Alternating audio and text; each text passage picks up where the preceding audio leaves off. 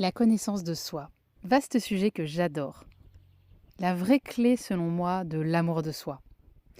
Car soyons honnêtes, pendant la majeure partie de ma vie, je ne me connaissais pas, je ne m'aimais pas, je ne m'acceptais pas. Je cherchais juste à correspondre à ce qu'on attendait de moi, en espérant ainsi être aimée et acceptée. Dans cet épisode, je t'explique les différentes composantes de qui nous sommes selon moi, et donc de la connaissance de soi, et mes outils préférés, et comment les utiliser sans s'y perdre. Bienvenue sur Ose ta Vibe, le podcast qui t'aide à assumer ta singularité, prendre pleinement ta place et offrir au monde ta vibration unique. Je suis Claire et ce que j'aime le plus, c'est voir le potentiel et la beauté chez les autres et les aider à les révéler.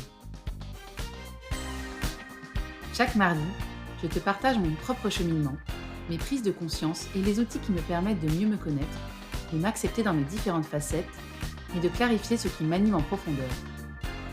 Si tout ça te parle, tu es ici chez toi.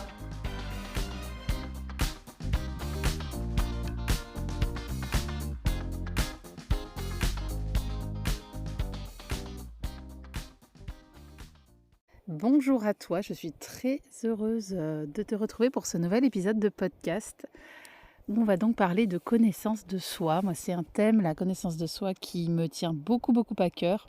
Et donc, c'est pour ça aussi que je suis très heureuse de faire cet épisode. Parce que pour moi, la connaissance de soi, dans mon propre parcours en tout cas, ça a vraiment été la clé de l'acceptation de moi-même et donc de l'amour de moi-même. Je ne crois pas qu'on puisse s'aimer soi-même si on ne se connaît pas, en fait, en réalité. Parce qu'en fait, quand on commence à se comprendre, eh bien, on commence aussi à se rendre compte qu'en fait, on est unique et que c'est cette unicité justement qui fait notre force et pas le fait de vouloir ressembler aux autres. Et donc, non seulement on s'accepte mieux soi-même, mais on accepte aussi mieux les autres et on comprend quelles sont les complémentarités justement qu'on peut avoir avec les autres. Donc vraiment, pour moi, la connaissance de soi, elle est essentielle pour son propre développement individuel, mais aussi pour pouvoir travailler en collectif, il me semble. Maintenant, avant de commencer à parler d'outils de connaissance de soi, je crois qu'il est très important de clarifier une chose. C'est qu'est-ce qu'on entend par soi, en fait, quand on parle de connaissance de soi. Parce que tu vas voir que dans cet épisode, justement, il va y avoir vraiment deux axes pour moi dans la connaissance de soi. Si je reprends, alors ça va faire un peu écho à l'épisode que j'ai fait il y a 2 semaines sur les polarités yin et yang. J'avais pris une métaphore qui me semble assez appropriée ici, une fois de plus, à utiliser. C'est la métaphore selon laquelle on serait donc des joueurs qui jouons au jeu de la vie et qui nous choisissons un avatar en fait pour jouer à ce jeu. L'avatar étant donc un personnage avec des caractéristiques donc, au niveau de sa personnalité et de son physique. Et donc nous jouons à ce jeu de la vie et l'idée c'est que pour jouer au mieux ce jeu-là, il faut non seulement comprendre quelles sont les caractéristiques de notre avatar et notamment ses forces, et jouer la partie sans chercher à ressembler à l'avatar des autres, mais plutôt en tirant parti des caractéristiques de notre propre avatar, puisqu'on l'a choisi. Mais c'est quand même aussi garder une forme de recul, de légèreté, et comprendre qu'on est en train de jouer. Ne pas se perdre dans le jeu lui-même, et garder toujours quand même ce truc de « bah oui, on est quand même en train de jouer ». Je ne sais pas si tu te rappelles cette métaphore que j'avais faite, mais je vais réutiliser un petit peu ça pour expliquer ce que j'entends moi par la connaissance de soi. Pour moi, il y a vraiment deux choses. Il y a... parce que qui est-ce que nous sommes finalement ? Ça, c'est une vraie question.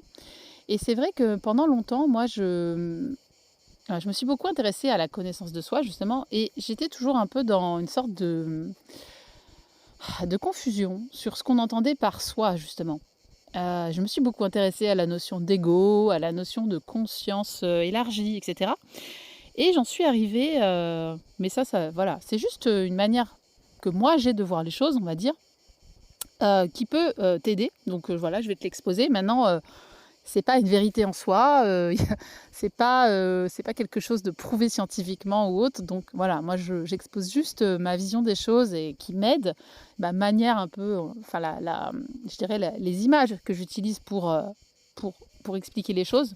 Maintenant voilà, ça a juste pour objectif de t'amener un prisme de compréhension qui peut t'aider, mais ça n'a pas forcément vocation à vouloir convaincre qui que ce soit de quoi que ce soit. Donc, moi, dans ma vision des choses, en fait, nous sommes en fait avant tout la conscience universelle. Alors, il y a plein de noms pour parler de ça, la conscience universelle, la conscience divine, le grand tout. On est la conscience qui vient s'expérimenter dans la matière. Autrement dit également, on est la vie qui expérimente à travers un corps humain. Voilà ce que nous sommes avant tout. Et ça, c'est très important déjà de se rappeler de ça, de comprendre ça. Et si je reprends un petit peu justement ce que j'avais dit sur les polarités yang et les polarités yin, la polarité yin, quand elle a fait un petit peu son cheminement, on va dire, spirituel, elle a bien conscience de ça, qu'elle est avant tout une conscience élargie, en fait, et presque, du coup, indifférenciée. Là où les personnes de polarité dominante plutôt yang, elles vont plutôt avoir tendance à bien connaître les caractéristiques de leur avatar, de leur personnage, mais peut-être parfois à oublier cette dimension-là, tu vois. Voilà. Une autre manière d'expliquer tout ça, que j'ai eue moi il y a quelques années et qui m'aide beaucoup, notamment aussi peut-être parce que j'ai une formation de base scientifique, mais pour parler de cette conscience universelle, cette conscience élargie, on peut aussi voir les choses sous un autre angle, qui est que si on regarde bien, d'un point de vue physique, chimique, biologique, ce que nous sommes, qu'est-ce que nous sommes, nous, finalement, les humains ? Nous ne sommes rien de plus à une certaine échelle, si on zoome vraiment dans l'infiniment petit, nous sommes des atomes en vibration. D'ailleurs, les atomes qui nous composent sont les mêmes que ceux qui composent une fleur, un arbre, et tout ce qui compose le vivant, en fait. Et puis nous avons également des atomes en commun avec le monde non-vivant. Donc en fait, si effectivement on regarde à l'échelle de l'infiniment petit, oui, nous sommes des atomes en vibration, comme tout ce qui nous entoure. Et c'est en ce sens que moi je dis que nous sommes avant tout une conscience universelle. C'est qu'effectivement nous sommes des atomes en vibration et que à cette échelle-là, il n'y a pas de séparation entre nous et tout le reste de ce qui nous entoure. Donc il n'y a pas de séparation entre les humains entre eux. Il n'y a pas de séparation entre un humain et un arbre, entre toi et la chaise sur laquelle tu es assis. Donc voilà, quand on change d'échelle, on se rend bien compte de ça. Et cette idée de conscience universelle, elle nous apparaît de manière assez évidente. Et puis plus on dézoome, après si je dézoome un peu avec mon microscope, je dirais, je me rends compte que je suis aussi des cellules. Mais les cellules, c'est pareil. Je veux dire, un animal aussi, il est composé de cellules, par exemple, ou un végétal. Donc voilà, plus je dézoome, plus je vais me rendre compte qu'effectivement, j'ai des choses qui vont me caractériser. Mais à cette échelle-là, donc effectivement, c'est pareil. Il y a une unité entre tout le vivant. Et puis, si je dézoome encore un petit peu, je me rends compte que je suis un corps avec des fonctions biologiques, des veines, du sang, des organes, etc. Et puis, si je dézoome encore, je me rends compte que j'ai qu'au niveau de mon cerveau, je vais avoir effectivement des pensées, etc. et une activité mentale. Et en fait, ce qui se passe, c'est que, voilà, on a plein d'échelles différentes, en fait, pour se considérer nous-mêmes en tant qu'humains. Et l'échelle qui prime au niveau de la conscience qu'on a de nous-mêmes, c'est l'échelle donc du mental, de la pensée. Je veux dire, si tu ne fais pas d'efforts particuliers pour te connecter, je dirais, à la conscience des atomes, à la conscience énergétique, si je peux aussi l'appeler comme ça, et c'est pas un gros mot, un truc perché, finalement. Oui, on est de l'énergie aussi. Finalement, le problème, c'est qu'au quotidien, quand on mène notre journée, nous, on est plutôt connecté à la conscience du mental, à la conscience de la pensée, qui existe, qui est une couche de nous-mêmes, qui est bien réelle, et qui nous permet de dire « je suis ceci, cela, etc. » Mais on n'est pas que ça. Et c'est très intéressant d'avoir des outils qui nous permettent de nous connecter à l'échelle plutôt des atomes en vibration et donc de l'énergie en fait, qui nous constitue également. Parce que quand on se connecte à cette échelle-là, infiniment petite, eh bien on réalise donc qu'il n'y a pas de séparation entre nous et le reste de ce qui compose l'univers. Et quel soulagement quand même. Je pense que si à chaque instant, nous les humains, on avait conscience qu'il n'y a pas de séparation entre nous et les autres humains et entre tout ce qui nous entoure, et notamment avec le vivant, le monde changerait, clairement. Donc c'est très important de se connecter à cette connaissance, à cette conscience de soi dans l'infiniment petit. Et comment on fait ça? Parce que, comme je le disais, le truc c'est que c'est pas si simple. Parce que moi la première, quand je me lève le matin, quand je me réveille le matin, je me dis pas « Ah, je suis des atomes en vibration ». J'ai mon cerveau qui tourne à toute berzingue, tiens, il faut que je fasse ci, il faut que je fasse ça, etc. Et là, j'ai pris une petite habitude le matin quand je me lève, non, même pas, avant de me lever, j'essaye justement de me connecter à la conscience de mon corps énergétique et à la conscience de mes atomes. C'est un truc que tu peux tester. Et j'essaye de ressentir la vibration des atomes de mon corps. Et je dois dire qu'à force de pratique, je finis par le ressentir de plus en plus. Voilà. Maintenant, on va pas se mentir, c'est pas si simple que ça d'accéder à ce niveau de ressenti. Et le chemin pour aller vers ça, c'est d'abord de se connecter à nos ressentis corporels. Parce qu'en fait, quand je me connecte à mon ressenti physique, corporel, je descends d'un cran dans ces fameuses couches dont je parlais. Parce que c'est que ça, les différents niveaux de conscience, c'est juste des niveaux des échelles en fait. Voilà. Donc il y a l'échelle du mental, de la pensée, après il y a l'échelle du corps physique, en gros, si je résume, l'échelle des émotions, et puis, c'est plutôt l'échelle des pensées, du mental, l'échelle des émotions, l'échelle des sensations physiques, et puis l'échelle après des atomes, du corps énergétique, on va dire. Et je mettrais presque entre les deux l'échelle des cellules aussi, l'échelle des cellules vivantes, voilà. Donc ça fait 4 ou 5 couches et nous, l'échelle qui prime en général, c'est l'échelle du mental et de la pensée. Et puis si on fait l'effort, il y a aussi la possibilité de se connecter assez facilement à nos ressentis émotionnels dans le corps et à tout ce qui va être nos perceptions physiques. Et donc pour se connecter au corps énergétique, justement il y a des outils, et moi je les considère du coup comme des réels outils de connaissance de soi. Et je les trouve extrêmement importants à intégrer avec une certaine fréquence dans nos vies humaines pour pouvoir se rappeler sans arrêt à ça. Parce que chasser le naturel, il revient au galop, et c'est vrai que on a quand même beaucoup tendance à oublier cette dimension énergétique de notre être. Alors quels sont-ils les outils qui permettent de se connecter à cette conscience élargie, je dirais, ou la conscience des atomes, ou la conscience énergétique, ou la conscience dans l'infiniment petit? Eh bien, vous avez par exemple évidemment la méditation qui permet ça. Il y a également tout ce qui va être le breathwork, parce que j'en ai parlé dans d'autres épisodes, notamment avec des invités que j'avais eus avec moi. Le breathwork, en fait, ça permet de déconnecter un petit peu le mental par un phénomène d'hyperventilation, et du coup, c'est comme si on pouvait passer à cette échelle énergétique plus facilement. Et après, et je suis désolée moi je veux choquer personne en parlant de ça, mais il y a aussi des outils, mais moi qui ont fait partie de ma vie, qui en font encore partie, qui sont pour beaucoup de personnes considérées comme des drogues, mais moi je ne les considère pas comme des drogues, que sont donc les substances dites psychédéliques. C'est-à-dire ce sont des substances qui viennent justement, un peu comme le breathwork, mais de manière un peu plus, forte, modifier notre activité mentale, cérébrale, et du coup nous permettre de nous connecter également à cette conscience élargie. C'est comme si notre mental, en fait, c'était une valve qui filtre la réalité, et que quand on prend ces substances-là, eh bien, on ouvre un petit peu cette valve-là et on réalise qu'en fait, on est bien plus large que ce qu'on croit être. Voilà. Et là, donc, les substances psychédéliques, ça va être par exemple le LSD, les champignons hallucinogènes, le DMT, l'ayahuasca qui est utilisé par énormément de peuples, notamment en Amérique du Sud, et qui fait partie aussi de certaines religions. Donc voilà, ça ce sont des substances qui permettent, si elles sont utilisées dans un contexte où on maîtrise l'environnement, on maîtrise la dose, on maîtrise les personnes avec qui on le fait, qui sont extrêmement bénéfiques pour aller se connecter justement à cette conscience élargie, et ne pas rester uniquement dans le mental, dans le personnage.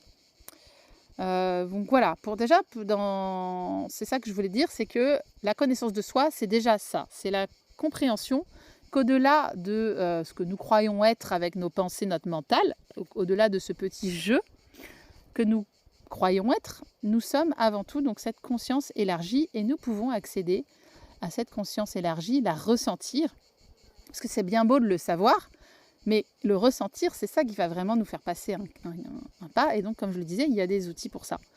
Moi, il y a aussi là, je vous donne un peu les outils que je peux avoir sinon moi au quotidien. Ça va être, comme je vous disais, comme je te disais, le fait d'essayer de faire ce petit scan corporel en ressentant la vibration vraiment de mon corps.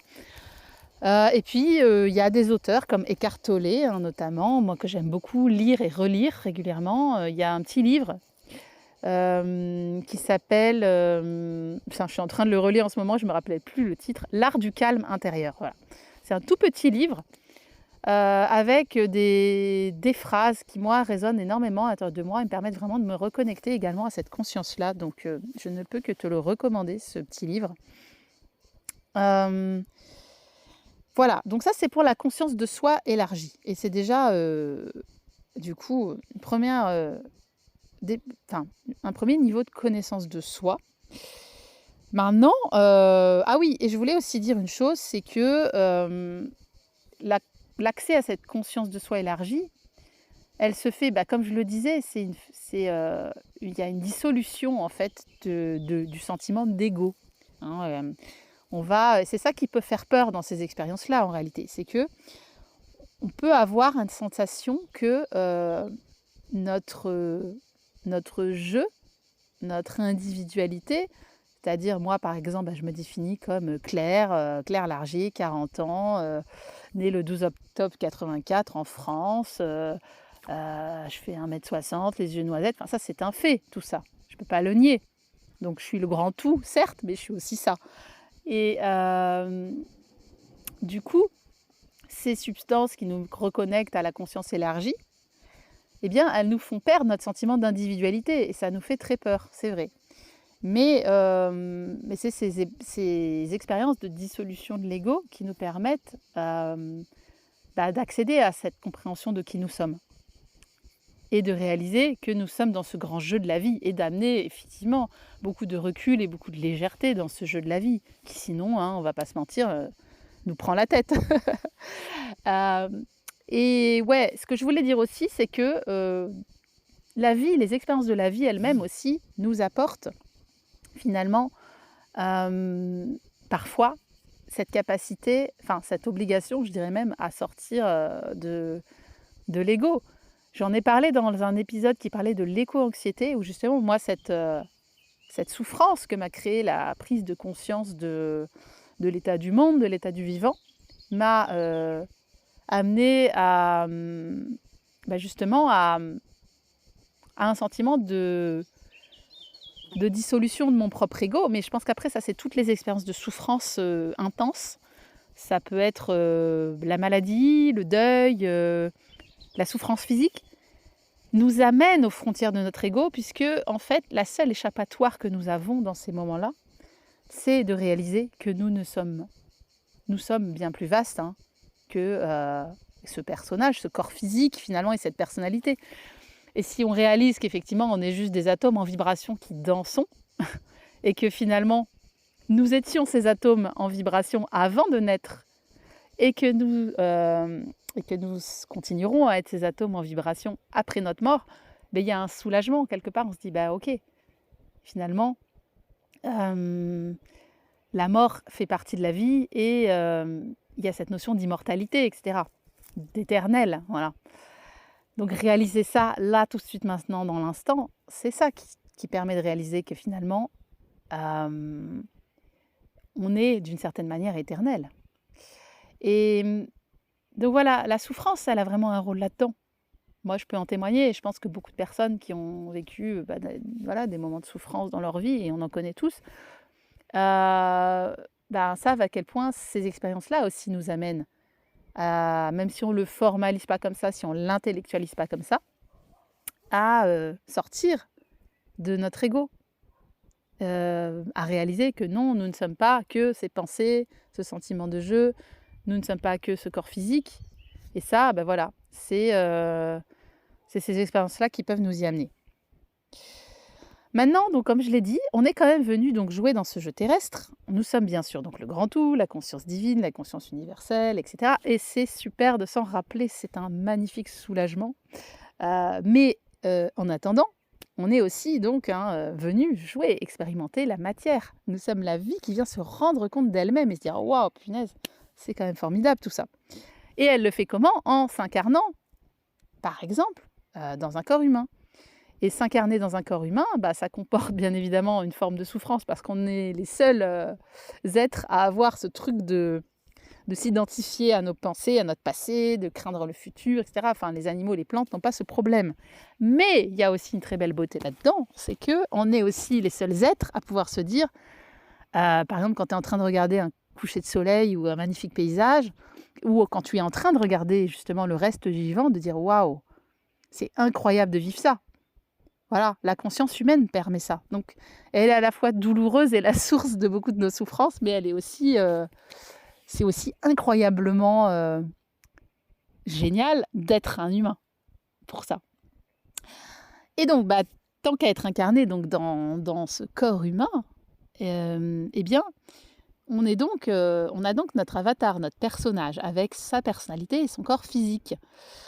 Et c'est important de comprendre les cartes avec lesquelles on est venu jouer dans la matière, ou en tout cas, si je reprends la métaphore d'un jeu, ou en tout cas de comprendre quelles sont les caractéristiques de notre avatar. C'est un petit peu, si je prends une autre image, comme si on fait une course, et on a tous un véhicule. Et c'est sûr que et chacun des véhicules est différent, mais comporte des avantages et des inconvénients. Mais à la fin, on va tous au même endroit et il n'y a pas un véhicule mieux que l'autre. Voilà, c'est juste une expérience qui est différente en fait. Et on peut voir un peu ça comme ça aussi. Chacun d'entre nous a un véhicule différent. Donc quand je dis véhicule, c'est notre personnalité, notre corps physique, nos caractéristiques physiques, qui nous permettent une expérience de la vie qui va être différente. Mais qui comporte des avantages, des inconvénients. Hein. Si vous faites la course avec une promenade, je dirais plutôt, avec une Ferrari décapotable, ce ne sera pas la même expérience que si vous la faites sur un petit vélo, quoi. Mais dans tous les cas, c'est chouette. Et il n'y a pas lieu de se comparer, en fait. On est juste venu là pour profiter de la balade. Voilà. Ou profiter de la partie si je reste sur la métaphore d'un jeu. Bon, je vous donne plein d'images pour que vous puissiez un petit peu comprendre mon propos. Donc, l'idée, c'est, dans la connaissance de soi aussi, de comprendre quelles sont nos caractéristiques de notre personnalité, de notre corps physique, etc. Pour mieux jouer avec, tout simplement. Voilà, pour comprendre tout le potentiel, en fait, que nous avons. Je veux dire, voilà, si tu fais ta balade avec une Ferrari décapotable mais que tu sais même pas à utiliser les boutons qui sont sur le tableau de bord, c'est un peu dommage, quoi. Voilà. Donc, c'est un peu ça l'idée de la connaissance de soi aussi. Et au demeurant, est-ce que je vais parler du coup des outils de connaissance de soi que moi je connais, ceux que j'ai expérimentés et ceux que j'ai pas expérimentés. Mais ça reste quand même, du coup, ces outils-là, des créations mentales de l'humain. Donc, il faut être vachement vigilant avec tous ces outils de connaissance de soi. Et on va voir pourquoi. Mais au demeurant, on n'en a pas forcément besoin parce que qu'est-ce qui permet réellement de connaître les caractéristiques de notre avatar? C'est l'expérience elle-même. Je veux dire, si tu pars faire une retraite dans un groupe de 15 personnes pendant une semaine, je te garantis que tu vas apprendre plein de choses sur toi-même. De par les interactions avec les autres, de par les épreuves auxquelles tu vas être confronté, tu vas apprendre plein de choses. Plein de choses. Dès lors que tu vas être capable de te connecter à tes ressentis dans l'instant présent. Là, je suis en train de faire telle activité avec tel groupe de personnes et je ressens un malaise. Bon, ok, ça m'indique quoi sur moi? Là, je sens que je kiffe, que je suis vraiment en train de vibrer. Qu'est-ce que ça m'apprend sur moi? Voilà. Donc, il faut bien se rappeler que le meilleur outil de connaissance de soi, c'est d'expérimenter la vie elle-même. On est bien d'accord. Maintenant, est-ce qu'il n'y aurait pas un peu des petits raccourcis? Et pourquoi on a besoin de raccourcis? Moi, en soi, je pense qu'on n'a pas besoin de raccourcis normalement. Mais le problème, c'est que on est quand même, tous autant qu'on est, à notre naissance, on est né dans un contexte où il y a eu un fort conditionnement. Un conditionnement de par nos parents, notre éducation et de par la société dans laquelle on vit. Et on vit quand même dans une société, il faut bien le dire, d'uniformisation. C'est-à-dire que nous, on arrive avec notre avatar qu'on s'est choisi, qui est différent de tous les autres avatars des autres, et on arrive dans une société qui nous dit, en fait, ton avatar là, il est nul, toi tu dois ressembler à cet avatar là et pas à un autre. Et on nous donne quelque part, donc en fait c'est pas drôle. Comment veux-tu jouer la partie avec l'avatar que tu t'es choisi et si en fait on te dit non, ton personnage il est nul, en fait il faut ressembler tous au même personnage. Donc c'est pour ça que les outils de connaissance de soi, ils viennent un peu compenser ce conditionnement. Moi c'est comme ça que je le vois. Et pour moi, il y a deux types d'outils de connaissance de soi. Il y a les outils qui nous parlent des caractéristiques de notre avatar au moment de notre naissance, avant qu'on ait été conditionné, etc., avant que l'expérience, les blessures de la vie nous aient donné une image faussée de nous-mêmes. Et après, il y a tous les outils qui nous parlent plutôt justement de ce conditionnement, de cette image qu'on a de nous-mêmes, mais qui n'est pas forcément réelle. Et donc, moi, je me suis plutôt... moi, les outils qui m'ont aidé personnellement dans mon cheminement, ce sont les outils qui nous permettent de revenir vraiment à notre essence. Pourquoi ? Parce que j'ai passé une bonne partie de ma vie à nier ce que j'étais vraiment. C'est-à-dire que, je suis née avec mes caractéristiques physiques, ma personnalité. Mais j'ai passé à peu près 37 ans de ma vie à me dire que cet avatar-là, il n'était pas bon et qu'il fallait que je le change, en fait. Donc, autant dire que j'ai perdu de l'énergie plutôt que de kiffer ma partie et de jouer le jeu, quoi. Et de kiffer avec les autres, c'est quand même un peu dommage. Et donc, moi, ces outils de connaissance de soi qui permettent de revenir à l'essence de qui je suis m'ont énormément aidée. Parce qu'en plus, étant d'une polarité dominante plutôt yin, j'ai beaucoup de mal, en fait, j'ai eu beaucoup de mal à comprendre qui j'étais, en fait. C'était vraiment... je ne savais pas qui j'étais, en fait. Et je n'acceptais pas qui j'étais, surtout. C'est pas forcément le cas de tout le monde, mais si tu es dans mon cas, ces outils dont je vais parler, de connaissance de soi, vont être très utiles. Donc, c'est des outils qui permettent de revenir à l'essence de qui tu étais à la naissance. Donc moi, dans les outils qui m'ont vraiment le plus marqué, il y a eu le Human Design, et j'ai consacré 2 épisodes déjà à cet outil-là. Et il y a eu également les clés génétiques, les Gene Keys. Et dans une moindre mesure peut-être, il y a eu un petit peu aussi l'astrologie, que je rangerais un petit peu dans la même catégorie, parce que on est ici sur des outils qui partent du principe qu'en fait, pour la faire très courte, au moment de ta naissance, ton véhicule, ton avatar, a reçu l'empreinte énergétique de l'environnement, univers, planète, etc., positionnement des planètes par rapport à la Terre, au Soleil, au moment de ta naissance. C'est ça l'idée, en fait. C'est qu'il y avait un environnement énergétique qui est venu imprimer, d'une certaine manière, ton véhicule, ton avatar, et qui va influencer ta manière d'expérimenter la vie au niveau de ta personnalité, et un petit peu aussi de tes caractéristiques physiques. Voilà. Donc ça, c'est un postulat. On peut être d'accord, pas d'accord. Moi, ce que j'en dis en tout cas, c'est que ces outils-là m'ont absolument aidée. Alors, ils m'ont aidée parce que ils m'ont permis d'avoir un petit peu moins de doute, en fait. C'est ça que j'expliquais déjà dans les podcasts que j'ai fait sur ces outils-là. C'est que moi, je doutais beaucoup de moi et je ressentais des choses, mais je doutais. Et donc, je n'osais pas aller expérimenter, je n'osais pas me faire confiance.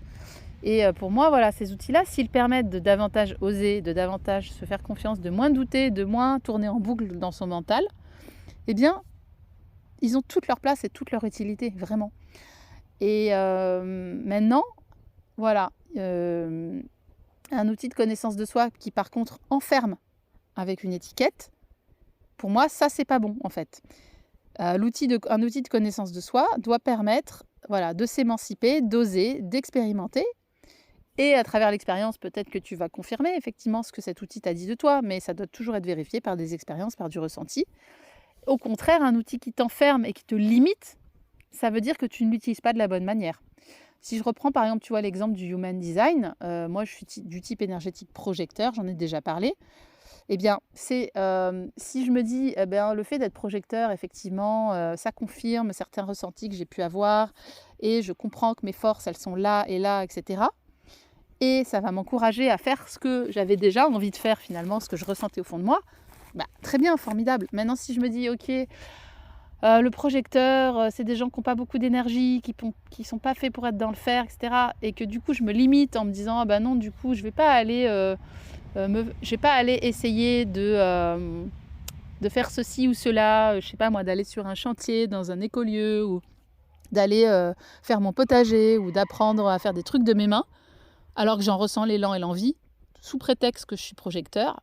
Là, clairement, on est dans un truc toxique et c'est juste le mental qui a repris le dessus en fait. Donc voilà, il faut faire vachement attention.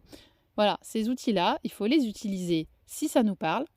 Et si ça nous permet de confirmer des ressentis qu'on a, si ça nous permet d'oser davantage nous lancer dans l'expérience, de croire en nous, d'avoir plus confiance. Voilà.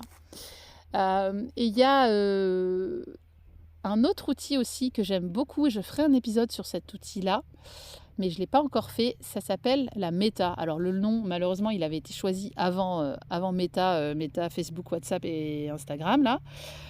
C'est méta au sens métamorphose. Et le site s'appelle Meta Wonderland, si jamais tu veux creuser un petit peu. Et je ferai de toute façon un épisode là-dessus. C'est un outil que j'aime beaucoup parce qu'en fait, il permet de caractériser notre corps physique et de reconnecter un petit peu à la beauté que nous avons, à ce que nous vibrons naturellement, à notre beauté naturelle, à notre mouvement naturel, à la structure naturelle de notre corps, en s'émancipant de justement le prisme qu'on a l'habitude de prendre quand on regarde notre corps physique, qui est le prisme de je suis petit, je suis grand, je suis gros, je suis maigre, je suis beau, je suis pas beau. Voilà. Et là, on s'émancipe de ça et on regarde les choses d'une autre manière. Voilà. Et ça permet finalement de voir notre corps physique au-delà en fait des concepts de notre monde, notamment occidental, et de voir du coup de la beauté en chaque personne et chez nous également. Et ça, je sais que moi, depuis que j'ai découvert cet outil, je ne me vois plus de la même manière. Et quand je choisis, par exemple, des vêtements, je ne me dis pas, ok, il faut que je trouve un habit qui va correspondre à la mode ou je ne sais pas quoi. Ça va être vraiment quel est le vêtement qui va permettre d'amplifier mon énergie naturelle. Et vraiment, voilà, la méta permet de caractériser. En fait, je le savais déjà, je le ressentais déjà. Je savais déjà plus ou moins les couleurs que j'aimais, par lesquelles j'étais naturellement attirée, les matières que, sans pouvoir l'expliquer, j'adorais et celles que je n'aimais pas, les structures de vêtements, les formes, col V, col rond, etc., qui naturellement je me sentais bien en fait. Mais cet outil-là m'a permis de vraiment caractériser les choses et maintenant ça m'évite d'hésiter et ça me donne un prisme de choix de vêtements qui vont amplifier mon énergie tout simplement.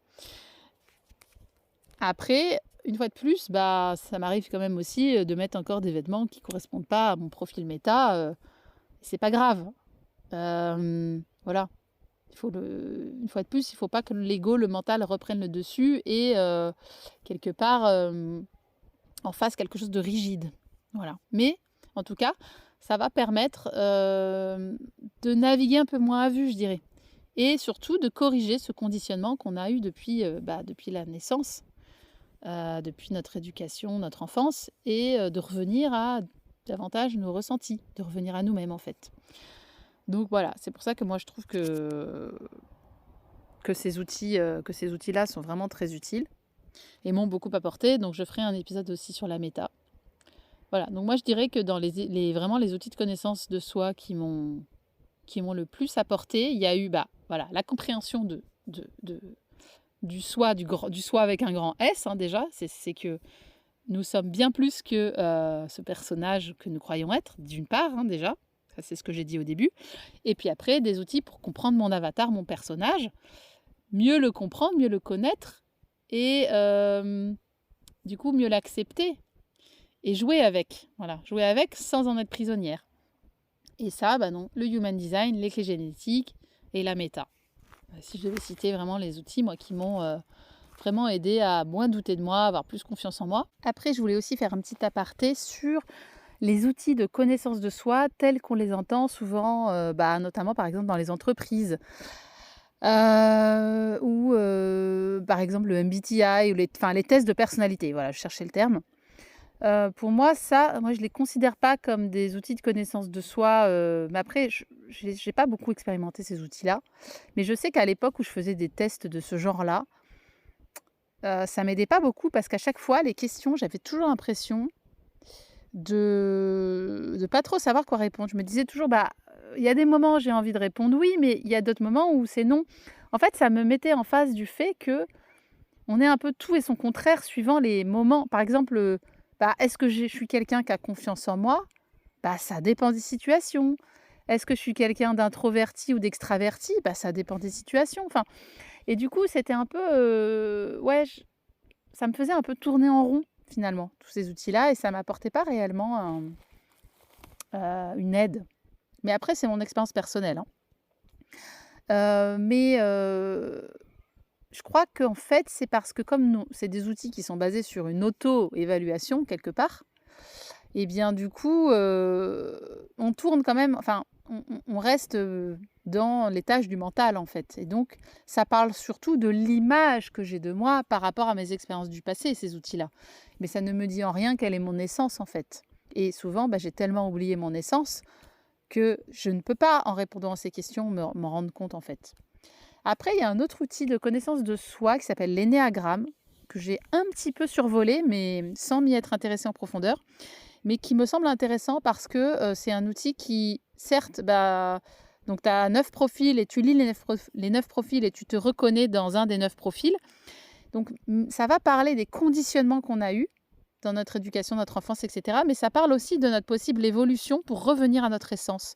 Donc, je dirais que cet outil-là, il est intéressant parce qu'il fait un petit peu le lien entre là où tu en es aujourd'hui avec le conditionnement que tu as par la société, ton éducation, et ce vers quoi tu peux tendre si tu te libères de ce conditionnement. Donc, c'est un peu un intermédiaire, je dirais, entre les tests de personnalité un peu classiques, type MBTI et tout ça, et des outils type Human Design, clés génétiques, etc. Donc voilà, en gros, pour ce petit panorama des outils de connaissance de soi. Si je résume un peu, parce que tout ça a été un petit peu fouillis, j'ai l'impression que c'est parti un peu dans tous les sens, mais si je résume, en gros, pour moi, encore une fois, c'est juste ma vision des choses, mais si elle t'aide, tant mieux. Pour moi, en fait, l'objectif, c'est vraiment de comprendre qu'on est une conscience universelle qui est venue rayonner, en fait, à travers ce joyau qu'est notre personnage, notre avatar. En fait, on peut le voir comme vraiment une sorte de diamant multifacette. Et l'idée, c'est vraiment de parvenir à retirer peut-être tout ce qui peut obstruer la clarté de ce joyau-là pour laisser passer la lumière, la conscience universelle à travers ce joyau. Et ça va faire que, non, on ne sera pas tous des individus similaires, parce que c'est un peu ça le travers avec la spiritualité, c'est qu'on peut se dire, finalement, on est tous des êtres de lumière, on est tous la conscience universelle, bon voilà, terminé. Non, parce qu'on est tous aussi des individus qui sommes venus expérimenter la vie dans des personnages différents. Donc comment arriver à combiner ces deux choses-là ? C'est vraiment arriver à se connecter à cette conscience élargie à certains moments, et puis comprendre notre personnage, comprendre ce qui fait notre unicité aussi, et laisser jouer la conscience divine, l'élan divin, la conscience universelle, la lumière, je ne sais pas comment tu veux l'appeler, à travers ce joyau unique que tu es dans cette incarnation humaine, dans cette vie-là, en fait. Et je crois que la beauté de la vie, là, la magie de la vie, elle commence à ce moment-là. Et donc, et pour résumer sur les outils de connaissance de soi, parce que je suis repartie encore dans tous les sens, tu vois? Je voulais faire une conclusion, un peu carrée et en fait, je suis repartie encore dans des trucs. Mais donc si je devais faire une conclusion un peu carrée, donc la connaissance de soi, c'est connaître la conscience universelle élargie d'une part, c'est-à-dire l'étage, heu de l'énergie des atomes, prendre conscience de cette dimension-là en nous, de notre être, d'une part, avec des outils qui permettent de sortir du mental que j'ai cité, et d'autre part, connaître aussi ce qui fait notre unicité dans cette incarnation humaine, donc notre corps, notre personnalité, prendre conscience de cette unicité-là et de ce que nous sommes en tant que personne à travers les expériences de la vie et aussi à travers des outils qui peuvent nous permettre de sortir des conditionnements, des peurs qu'on peut avoir et de retrouver, d'oser en fait davantage à expérimenter. Voilà, tout ce qui peut permettre de moins douter de soi et d'avoir plus confiance et de sortir de nos conditionnements, selon moi, est bon à prendre. Et de toute façon, ce qui primera, ce sera l'expérience et les ressentis que tu auras au cœur de l'expérience. Voilà. Mais parfois, effectivement, il y a des outils qui peuvent aider. Mais encore une fois, ne pas en faire des étiquettes, derrière lesquelles on se cache, mais en faire des moteurs pour toujours davantage oser, expérimenter et jouer avec la vie. Voilà, j'espère que cet épisode t'a éclairé, t'a apporté un prisme un peu différent et qui va t'aider. Et surtout que ces pistes-là te permettront de mieux te connaître pour mieux t'accepter et à mieux t'aimer, parce que c'est quand même ça l'important. Et je te dis à très très bientôt pour un prochain épisode. Mouah. Si tu as écouté cet épisode jusqu'au bout, c'est que mes mots résonnent en toi et qu'on est sur la même longueur d'onde. J'en suis vraiment heureuse et je te remercie beaucoup pour ton écoute. Si tu souhaites soutenir le podcast, tu connais la chanson. N'hésite pas à me laisser un commentaire, à t'abonner pour ne rater aucun épisode et à partager ce contenu aux personnes de ton entourage qui en ont besoin.